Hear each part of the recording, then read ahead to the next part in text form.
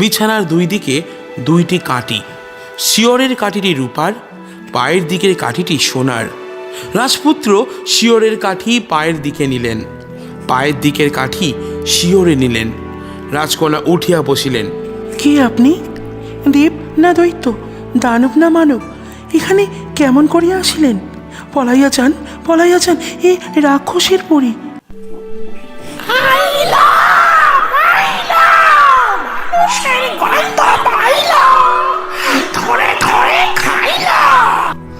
সেই সময় চারিদিক হইতে রাক্ষসেরা শব্দ করিয়া আসিতে লাগিল। রাজকন্যা বলিলেন, রাজপুত্র, রাজপুত্র, শিগগির আমাকে মারিয়া ফেলিয়া ওই যে শিব মন্দির আছে, ওরই মাঝে ফুল বেলপাতার নিচে গিয়া লুকাইয়া থাকুন। নমস্কার, আমি লোকনাথ। গল্প অ্যান্ড কোং চ্যানেলে আপনাদেরকে স্বাগত। বিভিন্ন স্বাদের গল্প এবং প্রবন্ধ শুনতে আমাদের চ্যানেলটিকে ফলো করুন এবং সাবস্ক্রাইব করে পাশে থাকুন। আজকের গল্প দক্ষিণারঞ্জন মিত্র মজুমদারের লেখা ঠাকুমার ঝুলির কাহিনী, সোনার কাঠি রূপোর কাঠি।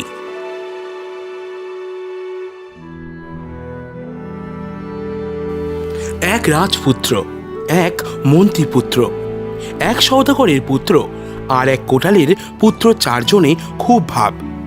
কেহই কিছু করেন না, কেবল ঘোড়ায় চড়িয়া বেড়ান। দেখিয়া শুনিয়া রাজা, মন্ত্রী, সওদাগর, কোটাল বিরক্ত হইয়া উঠিলেন। বলিয়া দিলেন, ছেলেরা খাইতে আসিলে ভাতের বদলে ছাই দিও। মন্ত্রীর স্ত্রী, সওদাগরের স্ত্রী, কোটালের স্ত্রী কি করেন? চোখের জল চোখে রাখিয়া ছাই বাড়িয়া দিলেন। ছেলেরা অবাক হইয়া উঠিয়া গেল। হাজার হোক পেটের ছেলে, তার সামনে কেমন করিয়া ছাই দিবেন? রানী তাহা পারিলেন না। রানী পরমান্ন সাজাইয়া থালার এক কোণে একটু ছাইয়ের গুঁড়া রাখিয়া ছেলেকে খাইতে দিলেন। রাজপুত্র বলিলেন, মা, থালে ছাইয়ের গুঁড়া কেন? রানী বলিলেন, ও কিছু নয় বাবা, অমনি পড়িয়াছে। রাজপুত্রের মন মানিল না, বলিলেন, না মা, না বলিলে আমি খাইব না। রানী কি করেন? সকল কথা ছেলেকে খুলিয়া বলিলেন। শুনিয়া রাজপুত্র মায়ের পায়ে প্রণাম করিয়া উঠিলেন। চার বন্ধুতে রোজ যেখানে আসিয়া মিলেন, সেইখানে আসিয়া সকলে সকলকে জিজ্ঞাসা করিলেন, আজ কে কেমন খাইয়াছ? সকলেই মুখ চাওয়াচই করেন। তখন রাজপুত্র বলিলেন, ভাই, আর দেশে থাকিব না, চল দেশ ছাড়িয়া যাই। সেই ভালো। চারিজনে চারি ঘোড়া ছুটাইয়া দিলেন। ঘোড়া ছুটাইতে ছুটাইতে ছুটাইতে ছুটাইতে চার বন্ধু এক তেপান্তরের মাঠের সীমায় আসিয়া পৌঁছিলেন। মাঠের ওপর দিয়া চারদিকে চার পথ। কে কোন দিকে যাইবেন ঠিক হইল। কোটালের দক্ষিণ, সওদাগরের উত্তর, মন্ত্রীর পশ্চিম আর রাজপুত্রের পূব। তখন সকলে মাথার পাগড়ির কাপড় ছিঁড়িয়া চার পথের মাঝখানে চার নিশান উড়াইয়া দিলেন। যেই যখন ফিরুক, অন্য বন্ধুদের জন্য এইখানে আসিয়া বসিয়া থাকিবে। চার ঘোড়া চার পথে ছুটিল। সারা দিন মান চারজনে ঘোড়া ছুটাইলেন। কেহই কোথাও গ্রাম, নগর, বন্দর, বাড়ি কিছুই দেখিলেন না। সন্ধ্যার পর আবার সকলেই কোনো একই জায়গায় আসিয়া উপস্থিত। সে মস্ত এক বন। রাজপুত্র বলিলেন, দেখো, আমরা নিশ্চয়ই রাক্ষসের মায়ায় পড়িয়াছি। সাবধানে রাত জাগিতে হইবে, কিন্তু ক্ষুধায় শরীর অবশ। দেখো কিছু খাবার পাওয়া যায় কিনা। সকলে ঘোড়া বাঁধিয়া খাবার সন্ধানে গেলেন। বনে একটিও ফল দেখা যায় না, কোনো জীবজন্তু দেখা যায় না, কেবল পাথর, কাকড় আর বড় বড় পাকুড়, তাল, শিমুলের গাছ। হঠাৎ দেখেন একটু দূরে এক হরিণের মাথা পড়িয়া রহিয়াছে। সকলের আনন্দের সীমা রহিল না। কোটালের পুত্র কাঠ কুড়াইতে গেলেন, সওদাগরের পুত্র জল আনিতে গেলেন, মন্ত্রীপুত্র আগুনের চেষ্টায় গেলেন। রাজপুত্র একটা গাছের শিকড়ে মাথা রাখিয়া গা ছড়াইয়া শুইয়া পড়িলেন। রাজপুত্র ঘুমে। কাঠ নিয়ে আসিয়া কোটাল দেখেন আর বন্ধুরা আসে নাই। কাঠ রাখিয়া কোটাল হরিণের মাথাটি কাটিতে গেলেন। তরোয়াল ছোঁয়াইয়াছেন, আর অমনি হরিণের মাথার ভেতর হইতে এক বিকট মূর্তি রাক্ষসী বাহির হইয়া কোটাল আর কোটালের ঘোড়াটিকে খাইয়া আবার যেমন হরিণের মাথা তেমনি হরিণের মাথা হইয়া পড়িয়া রহিল। জল আনিয়া সওদাগর দেখেন কাঠ রাখিয়া কোটাল বন্ধু কোথায় গিয়াছে। সওদাগর হরিণের মাথা কাটিতে গেলেন। সওদাগরের ঘোড়া রাক্ষসীর পেটে গেল। মন্ত্রী আসিয়া দেখেন জল আসিয়াছে, কাঠ আসিয়াছে, বন্ধুরা কোথায়? আচ্ছা, মাংসটা বানাইয়া রাখি। বাঁচাও বাঁচাও, বন্ধু কোথায় তোমরা? জন্মের মতো গেলাম। মন্ত্রীপুত্রের চিৎকারে রাজপুত্র ধর্মর করিয়া উঠিয়া বসিলেন। দেখেন কি সর্বনাশ! রাক্ষসী মন্ত্রীপুত্র আর মন্ত্রীপুত্রের ঘোড়া খাইয়া রাজপুত্রের ঘোড়াকে ধরিল। তরোয়াল খুলিয়া রাজপুত্র দাঁড়াইলেন। রাজপুত্রের পক্ষীরা চেঁচাইয়া বলিল, রাজপুত্র পালাও পলাও, আর রক্ষা নাই। রাজপুত্র বলিলেন, পলাইব না, বন্ধুদের খাইয়াছে, রাক্ষসী মারিব। রাজপুত্র তরোয়াল উঠাইলেন। চোখ আঁধার, হাত অবশ। রাক্ষসী আসিয়া রাজপুত্রকে ধরে ধরে বনের গাছ পাথর চারিদিক হইতে বলিয়া উঠিল, রাজপুত্র পলাও পলাও। তখন রাজপুত্র দিশা হারাইয়া যেদিকে চক্ষু যায় দৌড়াইতে লাগিল। রাজপুত্র এক রাজার রাজ্য ছাড়িয়া আর এক রাজার রাজ্যে, তবু রাক্ষসী পেছন ছাড়ে না। তখন নিরুপায় হইয়া রাজপুত্র সামনে এক আম গাছ দেখিয়া বলিলেন, হে আম গাছ, যদি তুমি সত্যকালের বৃক্ষ হও, রাক্ষসীর হাত হইতে আমাকে রক্ষা করো। আম গাছ দু ফাঁক হইয়া গেল। রাজপুত্র তাহার মধ্যে গিয়া হাঁপ ছাড়িলেন। রাক্ষসী গাছকে কত অনুনয় বিনয় করিল, কত ভয় দেখাইল, গাছ কিছুই শুনিল না। তখন রাক্ষসী এক রূপসী মূর্তি ধরিয়া সেই গাছের তলায় বসিয়া কাঁদিতে লাগিল। সেই দেশের রাজা বনে শিকার করিতে আসিয়াছেন। কান্না শুনিয়া রাজা বলিলেন, দেখতো বনের মধ্যে কে কাঁদে? লোকজন আসিয়া দেখে আম গাছের নিচে এক পরমা সুন্দরী মেয়ে। মেয়েটিকে রাজা রাজপুরীতে নিয়ে গেলেন। রাজা সেই বনের মেয়েকে বিবাহ করিলেন। রানী হইয়া রাক্ষসী ভাবিল, সেই রাজপুত্রকে কেমন করিয়া খাই। ভাবিয়া রাক্ষসী 7 বাসি পান্তা 14 বাসি তেঁতুলের অম্বল খাইয়া অসুখ বানাইয়া বসিল। তাহার পর রাক্ষসী বিছানার নিচে শলাকাটি পাতিয়া সেই বিছানায় শুইয়া রঙ্গি মুখ ভঙ্গি করিয়া চোখে তারা কপালে তুলিয়া একবার ফিরে এপাশ একবার ফিরে ওপাশ। রাজা আসিয়া দেখেন রানী খান না, দান না, সুকন করে জল ঢালিয়া চাঁচর চুলে আঁচড় কাটিয়া রানী শুইয়া আছেন। দেখিয়া রাজা জিজ্ঞাসা করিলেন, এ কি রানী, কি হইয়াছে? কথা কি ফোটে? কোকাইয়া কোকাইয়া কত কষ্টে রানী বলিল, আমার হাড় মুড়মুড়ির ব্যারাম হইয়াছে। রানীর গড়াগড়িতে বিছানার নিচে সরাকাঠিগুলো মুড়মুড় করিয়া ভাঙিতেছিল কিনা। রাজা ভাবিলেন, তাই তো, রানীর গায়ের হাড়গুলা মুড়মুড় করিতেছে। হায়, কি হইবে? কত ওষুধ, কত চিকিৎসা, রানীর কি যে অসুখ সারিল না। শেষে রানী বলিল, ওষুধে তো কিছু হইবে না, বনের সে আম গাছ কাটিয়া তাহার তক্তার ধোঁয়া ঘরে দিলে তবে আমার ব্যারাম সারিবে। রাজ আজ্ঞা। অমনি হাজার হাজার ছুতোর গিয়া আম গাছে কুড়ুল মারিল। গাছের ভেতরে রাজপুত্র বলিলেন, হে বৃক্ষ, যদি সত্যকালের বৃক্ষ হও তো আমাকে একটি আমের মধ্যে করিয়া ওই পুকুরের জলে ফেলিয়া দাও। অমনি গাছ হইতে একটি আম টুপ করিয়া পুকুরের জলে পড়িল। তখনই এক রাঘব বোয়াল সেটিকে খাবার মনে করিয়া এক হায় গিলিয়া ফেলিল। ছুতরেরা আম গাছটিকে কাটিয়া লইয়া গিয়া তাহার তক্তা করিয়া রানীর ঘরের চারিদিকে খুব করিয়া ধোঁয়া দিতেছে। কিন্তু রানী সব জানিতে পারিল, বলিল, না, এতেও কিছু হইল না। সে পুকুরে যে রাঘব বোয়াল আছে, তাহার পেটে একটি আম, সেই আমটি খাইলে আমার অসুখ সারিবে। সিঙ্গি জাল ধিঙ্গি জাল সব জাল নিয়া জেলেরা পুকুরে ফেলিল। রাঘব বোয়াল ধরা পড়িল। পেটের ভেতর আমের ভেতর রাজপুত্র বলিলেন, হে বোয়াল, যদি তুমি সত্যকালের বোয়াল হও তো আমাকে একটি শামুক করিয়া ফেলিয়া দাও। বোয়াল রাজপুত্রকে শামুক করিয়া ফেলিয়া দিল। জেলেরা বোয়াল আনিয়া পেট চিরিয়া কিছুই পাইল না। রাজা ভাবিলেন আর রানীর অসুখ সারিল না। এক গৃহস্থের বউ নাইতে গিয়াছে। রাজপুত্র শামুক তাহার পায়ে ঠেকিল। গৃহস্থের বউ শামুকটি তুলিয়া আছাড় দিয়া ভাঙিতেই ভেতর হইতে রাজপুত্র বাহির হইল। গৃহস্থের বউ ভয়ে জড়সড়। রাজপুত্র বলিলেন, বউ, ভয় করিও না, আমি মানুষ, রাক্ষসের ভয় শামুকের মধ্যে রইয়াছি। তুমি আমার প্রাণ দিয়াছ, আজ হইতে তুমি আমার হাসন সখী। রাজপুত্র হাসন সখীর বাড়িতে আছেন। রানী সব জানিল। রাজাকে বলিল, আমার অসুখ তো আর কিছুতেই সারিবে না। আমার বাপের দেশে হাসান চাপা নাটন কাটি, চিরন দাঁতের চিকন পাটি আর 12 হাত কাকুরের 13 হাত বিচি আছে। সেইগুলি আনাইলে আমার অসুখ সারিবে। কে আনিবে, কে আনিবে? অমুক গৃহস্থের বাড়ি এক রাজপুত্র আছে, সেই আনিবে। অমনি হাজার হাজার পাইক ছুটিল। চারিদিকে রাজার পাইক। হাসন সখী ভয়ে অস্থির।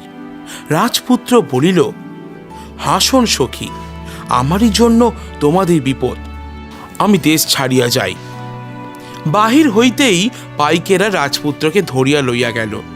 রাজার কাছে যাইতে রাজপুত্র বলিলেন, মহারাজ, রানী আপনার রাক্ষসী, রাক্ষসীর হাত হইতে আমাকে বাঁচান। শুনিয়া রাজা বলিলেন, মিথ্যে কথা, তাহা হইবে না। রানীর বাপের দেশে হাসন চাপা নাটন কাটি, চিরন দাঁতের চিকন পাটি আর 12 হাত কাকুরের 13 হাত বিচি আছে, সেই সব তোমাকে আনিতে হইবে। রাজা এক পত্র দিয়া রাজপুত্রকে পাঠাইয়া দিলেন। কি করিবেন? রাজপুত্র চলিতে লাগিলেন। কোথায় সে হাসন চাপা নাটন কাটি, কোথায় 12 হাত কাকুরের 13 হাত বিচি, কোথায় সে রানীর বাপের দেশ? রাজপুত্র ভাবিলেন, হায়, রাক্ষসীর হাত হইতে কিসে এড়ায়? রাজপুত্র যেদিকে চক্ষু যায় চলিতে লাগিলেন।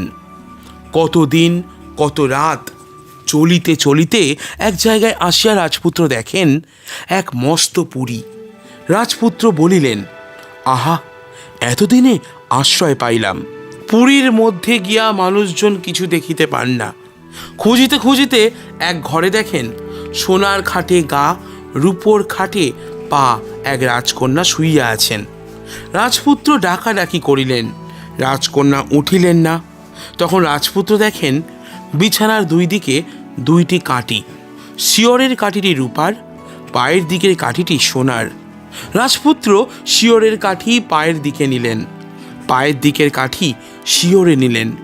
রাজকন্যা উঠিয়া বসিলেন। কে আপনি? দেব না দৈত্য, দানব না মানব? এখানে কেমন করিয়া আসিলেন? পলাইয়া যান, পলাইয়া যান, এ রাক্ষসের পরি। রাজপুত্রের প্রাণ শুকাইয়া গেল। এক রাক্ষসের হাত হইতে আসিলাম, এখানেও রাক্ষস। রাজকন্যা, আমি কোথায় যাই? রাজকন্যা বলিলেন, আচ্ছা, আপনি কি আগে বলুন। রাজপুত্র সকল কথা বলিলেন। তারপর বলিলেন, আমি তো সেই রাক্ষসী রানীর হাত আজও এড়াইতে পারিলাম না। তা এই রাক্ষসের পুরীতে এমন এক রাজকন্যা কেন? রাজকন্যা বলিলেন, এই পুরী আমার বাপের। রাক্ষসীরা আমার বাপ মা রাজত্ব খাইয়াছে, কেবল আমাকে রাখিয়াছে। যদি আমি পালাইয়া যাই, সেজন্য বাহিরে যাইবার সময় রাক্ষসীরা সোনার কাঠি রূপার কাঠি দিয়া আমাকে মারিয়া রাখিয়া যায়। শুনিয়া রাজপুত্র ভাবিতে লাগিলেন, কি করিয়া দুইজনে রাক্ষসের হাত হইতে এড়াইবেন।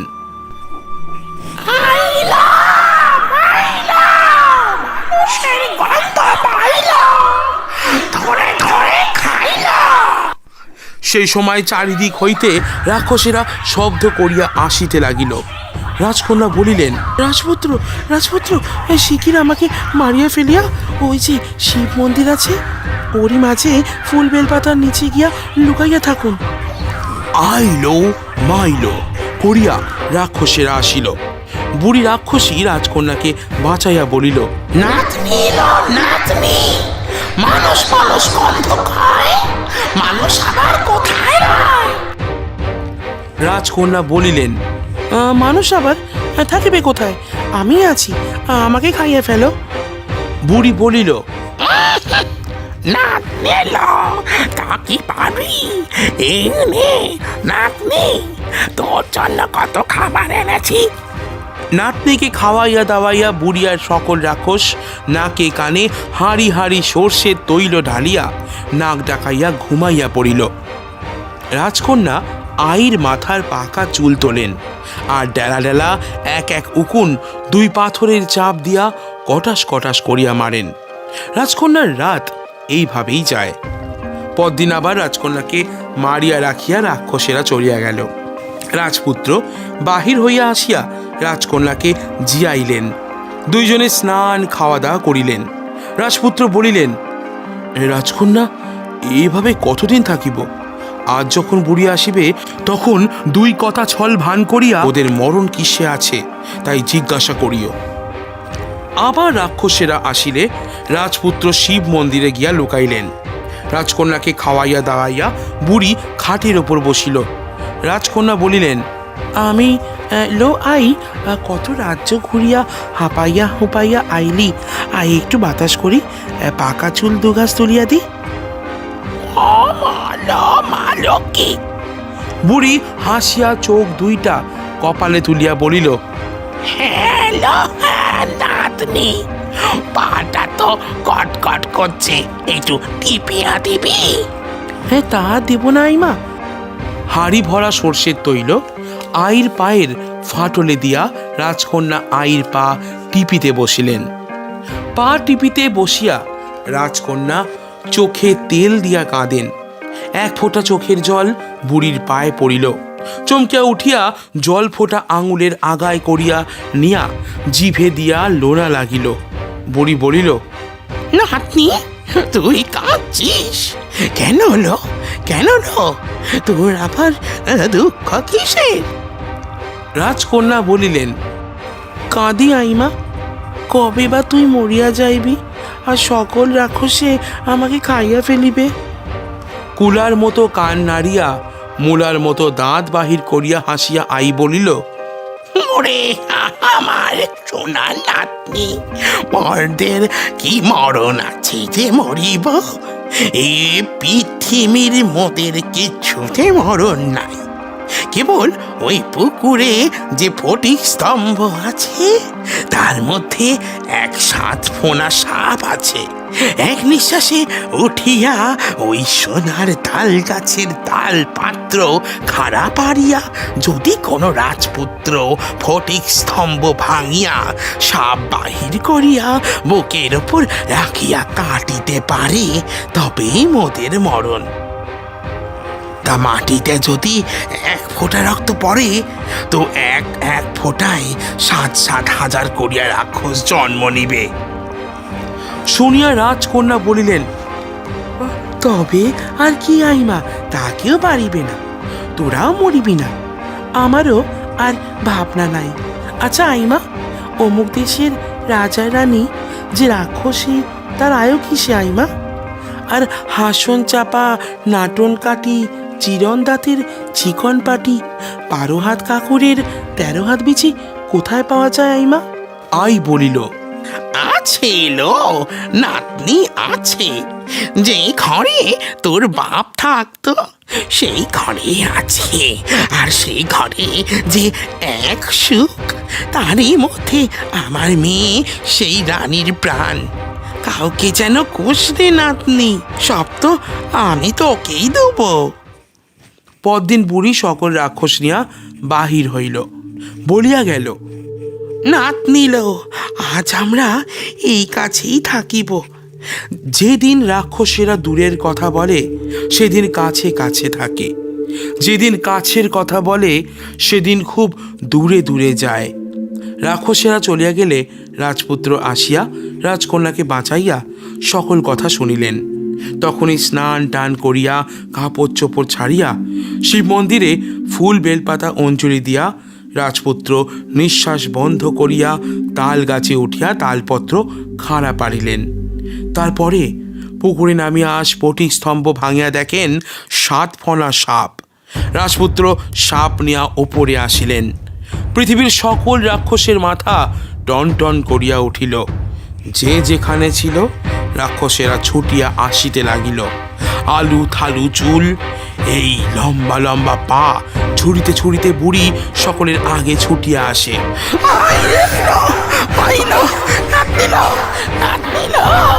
তোর মনে হয়েছিল না তোর মুন্ডুটা চিজে খাইল। আর মুন্ডু খাওয়া। রাজকন্যা বলিলেন, রাজপুত্র শিগগির সাপ কাটিয়া ফেলো। বুকের ওপর রাখিয়া তালপত্র খাড়া দিয়া রাজপুত্র সাপের গলা কাটিয়া ফেলিলেন। এক ফোঁটা রক্ত পড়িতে দিলেন না। সব ফুরাইল। যত রাক্ষস পুকুর পাড়ে আসিতে আসিতেই মুন্ডু খসিয়া পড়িয়া গেল।